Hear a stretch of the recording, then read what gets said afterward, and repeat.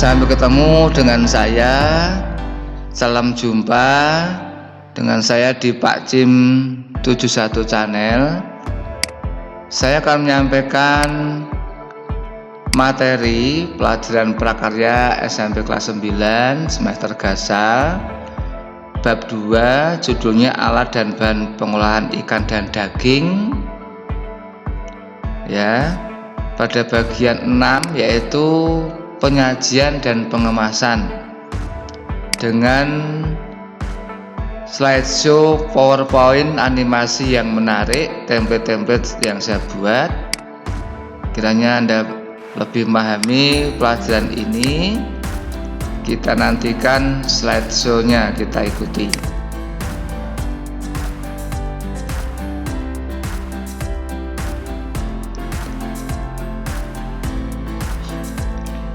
Pelajaran prakarya SMP kelas 9 semester Gasal bab 2, judulnya alat dan bahan pengolahan ikan dan daging.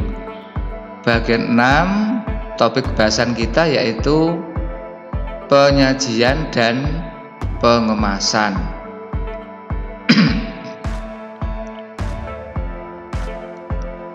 Sebelum lebih lanjut menyaksikan video saya, jangan lupa untuk menekan tombol like, lalu subscribe untuk mendapatkan video-video baru, tekan loncengnya, kemudian share atau bagikan.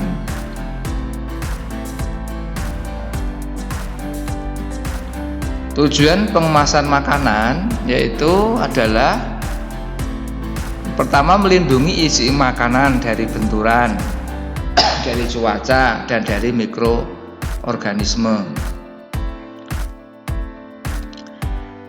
Kemudian agar menjadi daya tarik dan pembeda dari produk yang lain.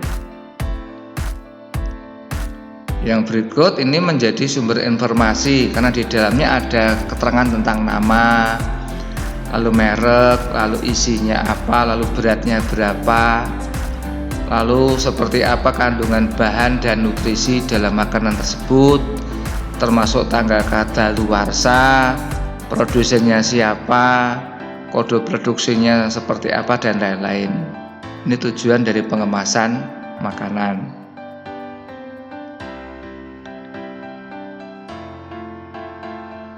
Jenis-jenis kemasan ada 3 yaitu primer, sekunder, dan tersier. Yang jenis kemasan primer yaitu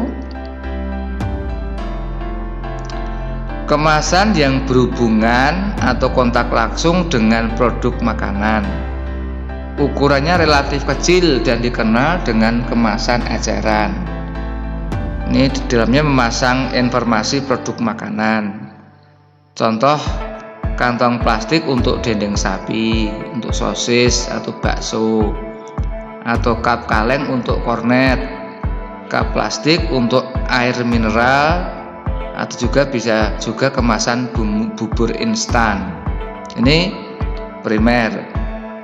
Yang sekunder yaitu kemasan kedua yang berisi sejumlah kemasan primer. Kemasan ini tidak kontak langsung dengan produk yang dikemas. Kemasan ini dimanfaatkan untuk memajang produk.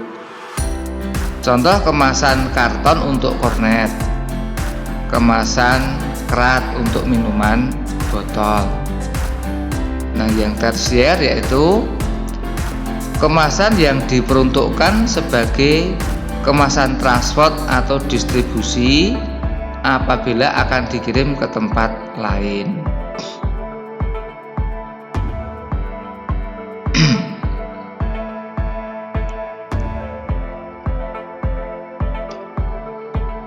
Sekarang faktor-faktor yang dalam penyajian pengemasan. Yang pertama adalah sanitasi dan higienis. Ini faktornya harus demikian. Yang kedua, harus memiliki faktor tentang cita rasanya ya, dalam penyajian atau pengemasan. Yang ketiga, warna dan tekstur. Lalu keempat, alat dan kemasan. Kelima, penyajian atau kemasan yang dimodifikasi. Ini faktor-faktor dalam penyajian atau pengemasan. Kita bahas sanitasi dan higienis. Merupakan salah satu prinsip dari pengemasan makanan. Karena pengemasan yang kurang higienis dapat mengurangi selera makan konsumen, bahkan menjadi kontaminasi berbagai bakteri dan kuman. Nah, prinsip-prinsipnya, yang pertama, setiap makanan diletakkan dalam wadah terpisah dalam keadaan tertutup agar tidak tercampur dan terkontaminasi berbagai bakteri dan kuman. Hal ini untuk memperpanjang masa penyajian. Yang kedua, makanan yang mengandung kadar air tinggi atau kuah dicampur pada saat dihidangkan agar tidak cepat rusak. Contoh misalnya bakso, soto dan siomay. 3. Beberapa hidangan terasa nikmat saat dihidangkan kondisi panas, misalnya bakso, soto atau sup. 4. Peralatan yang digunakan atau misalnya dus, piring atau gelas atau mangkuk harus bersih dan dalam kondisi baik. Bersih artinya sudah dicuci dan higienis. Baik artinya tidak rusak, sobek, cacat atau bekas pakai. Tujuannya untuk mencegah penularan penyakit dan memberikan penampilan yang estetis. 5. Hindarkan kontak langsung tangan untuk mencegah kontaminasi bakteri dan penampilan yang baik. Cita rasa.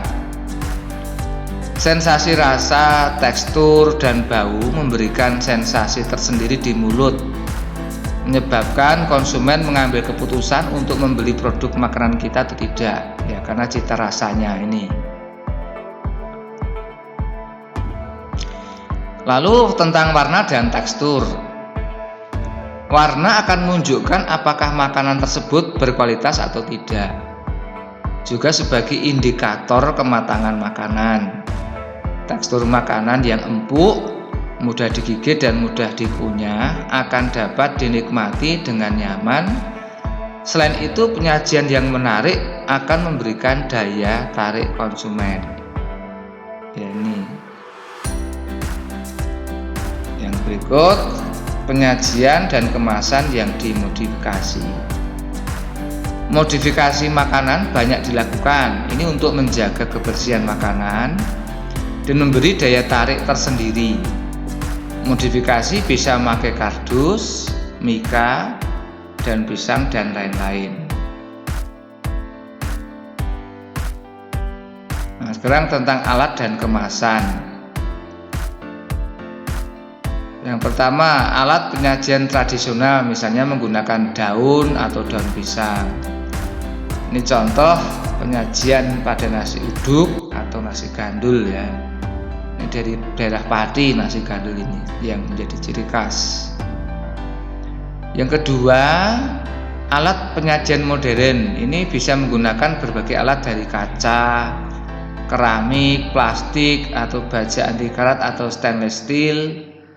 Bentuk wadah disesuaikan dengan jenis makanan. Olahan ikan dan daging menggunakan wadah cekung. Olahan kering menggunakan wadah ceper. Penggunaan stainless steel untuk mempertahankan panas. Yang ketiga, kemasan tradisional.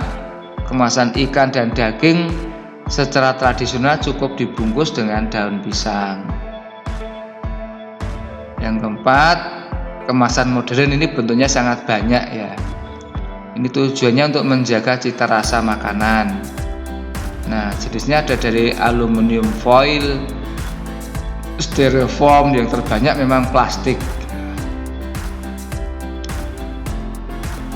Nah, demikian dahulu pembahasan pelajaran kita kali ini. Sampai jumpa pada kesempatan berikutnya. Salam damai dan merdeka. Sekali lagi, setelah menyaksikan video saya, jangan lupa untuk menekan tombol like, lalu subscribe untuk mendapatkan video-video baru saya. Tekan loncengnya, kemudian share. Oke, terima kasih telah menyaksikan video saya.